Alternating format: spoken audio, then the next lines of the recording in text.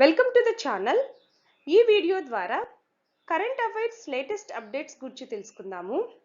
మా ఛానల్ ద్వారా కంప్యూటర్స్ మరియు DSC updates, AP set, AP net, previous question papers మరియు రైల్వే ఎగ్జామ్స్ మరియు వివిధ రకములైన కాంపిటేటివ్ గైడెన్స్ ఇన్ఫర్మేషన్ను షేర్ చేయడం జరుగుతుంది.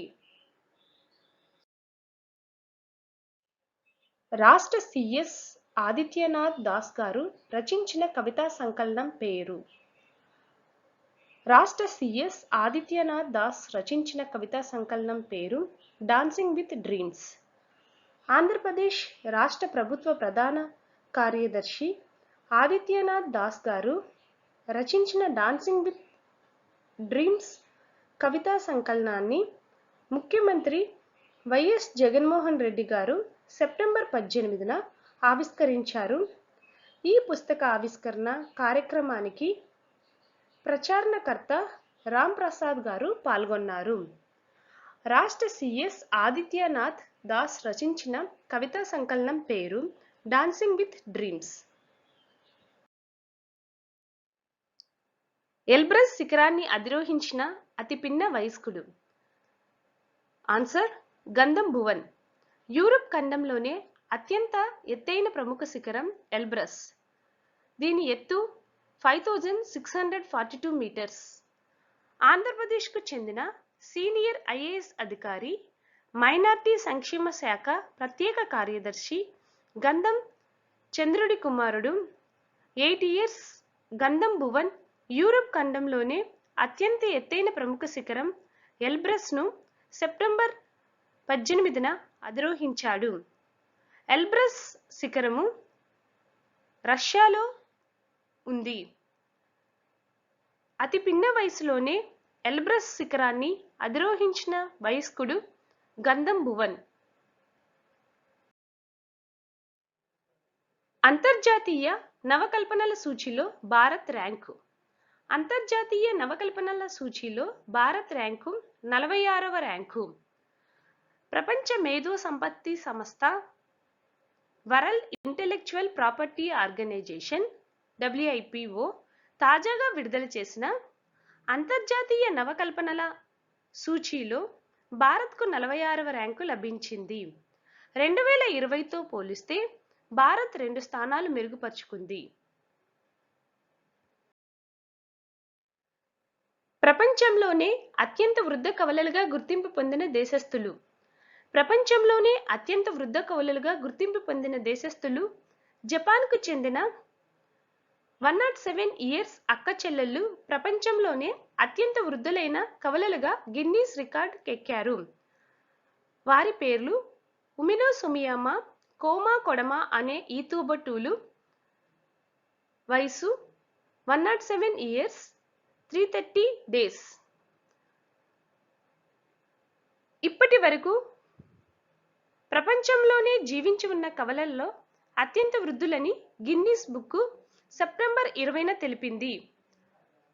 జపాన్కే చెందిన కిన్ నరిటా జిన్ కాని అనే కవలల పేరిట ఉన్న 107 days 75 days రికార్డును ఈ సోదరీమణులు బద్దలు కొట్టారు.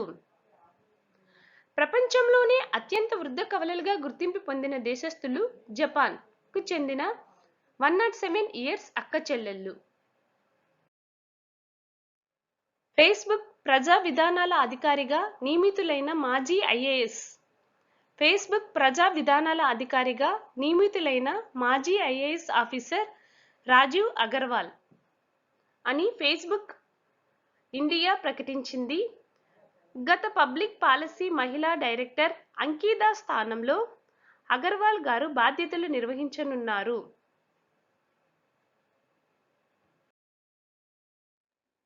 రాజ్యసభ కొత్త సెక్రటరీ జనరల్గా నియమితులైన వ్యక్తి. రాజ్యసభ కొత్త సెక్రటరీ జనరల్గా నియమితులైన వ్యక్తి ఎవరనగా డాక్టర్ పరాశరం పట్టాభి కేశవ రామాచార్యులు. రాజ్యసభ కొత్త సెక్రటరీ జనరల్గా తెలుగు వ్యక్తి డాక్టర్ పట్టాభి కేశవ రామాచార్యులు నియమితులయ్యారు. కొల్లాటరల్ అవార్డును కైవసం చేసుకున్న ప్రభుత్వ సంస్థ. కొల్లాటరల్ అవార్డును కైవసం చేసుకున్న ప్రభుత్వ సంస్థ జాతీయ ఖనిజాభివృద్ధి సంస్థ NMDC కైవసం చేసుకుంది. అఖిల భారత కార్పొరేట్ కొల్లాటరల్ అవార్డు 2021ను జాతీయ ఖనిజాభివృద్ధి సంస్థ NMDC కైవసం చేసుకుంది. దేశ అధ్యక్ష బరిలో ఉంటానని ప్రకటించిన బాక్సర్ ఎవరు? దేశ అధ్యక్ష బరిలో ఉంటానని ప్రకటించిన బాక్సర్ ఫిలిప్పీన్స్ అధ్యక్ష పదవికి 2022 ఏడాదిలో జరిగే ఎన్నికలలో బరిలో ఉంటానని ఆ దేశ బాక్సింగ్ దిగ్గజం సెనేటర్ మానీ పకియావ్ ప్రకటించారు. సెనేటర్ మానీ పకియావ్ అనే క్రీడాకారుడు ఫిలిప్పీన్స్ అధ్యక్ష పదవికి పోటీలో ఉంటానని ప్రకటించారు. కొత్తగా ఏర్పాటైన అకాస్ కూటమిలోని సభ్య దేశాల సంఖ్య. కొత్తగా ఏర్పాటైన అకాస్ కూటమిలోని సభ్య దేశాల సంఖ్య 3. ఇండో పసిఫిక్ ప్రాంతంలో రక్షణ శాంతి లక్ష్యంగా ఆస్ట్రేలియా, అమెరికా, బ్రిటన్లు కలిసి సరికొత్త కూటమి అకాస్ను ఏర్పాటు చేశారు. అకాస్ అనగా AUKUAS.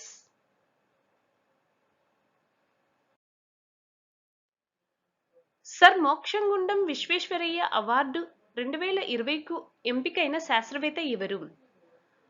హైదరాబాద్ కేంద్రంగా పనిచేస్తున్న defence research and development laboratory director doctor Jayatirtha Raghavendra జోషికి ప్రతిష్టాత్మక సర్ మోక్షగుండ విశ్వేశ్వరయ్య అవార్డు దక్కింది. 2020 సంవత్సరానికి గాను ఈ అవార్డును జోషికి అందజేస్తున్నట్లు ఇన్స్టిట్యూట్ ఆఫ్ ఇంజనీర్స్ ప్రకటించింది. ఇంజనీర్స్ డే సెప్టెంబర్ 15 సందర్భంగా సెప్టెంబర్ 15న హైదరాబాద్లో నిర్వహించిన ఒక కార్యక్రమంలో ఈ అవార్డును డాక్టర్ జోషికి బహుకరించడం జరిగింది. సాహిత్య అకాడమీ అనువాద పురస్కారానికి ఎంపికైన రచయిత ఎవరు? సాహిత్య అకాడమీ అనువాద పురస్కారానికి ఎంపికైన రచయిత రంగనాథ రామచంద్రరావు గారు. కర్నూలు జిల్లా ఆదోని పట్టణానికి చెందిన ప్రముఖ అనువాద రచయిత రంగనాథ రామచంద్రరావు గారు కేంద్ర సాహిత్య అకాడమీ అనువాద పురస్కారం వరించింది. కన్నడ రచయిత శాంతినాథ దేశాయ్ రచించిన ఓం నమో పుస్తకాన్ని రంగనాథ్ గారు 2018లో తెలుగులోకి అనువదించారు. ఈ రచనే పురస్కారానికి ఎంపికైంది. రాష్ట్రం నుంచి GM హోదా పొందిన మూడో ప్లేయర్ ఎవరు?